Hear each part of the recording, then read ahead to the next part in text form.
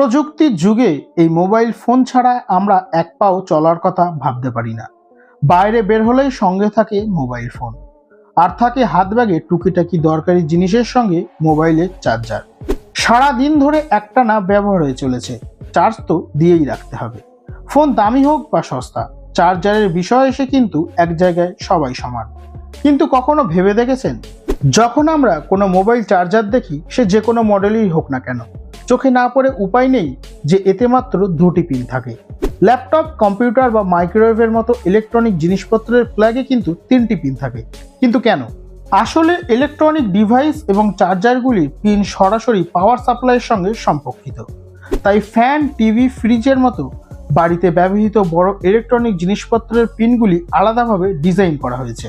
অন্যদিকে একটি মোবাইল চার্জারে মাত্র দুটি পিন থাকে, বিদ্যুতের প্রয়োজনীয়তা, সুরক্ষা এবং সহজ ব্যবহারের সঙ্গে সম্পর্কিত।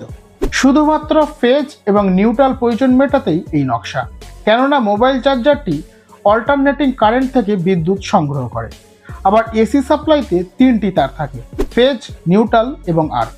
একটি মোবাইল চার্জার চালানোর জন্য শুধুমাত্র ফেজ এবং নিউট্রাল প্রয়োজন, এই জন্যই এতে দুটি পিন রয়েছে।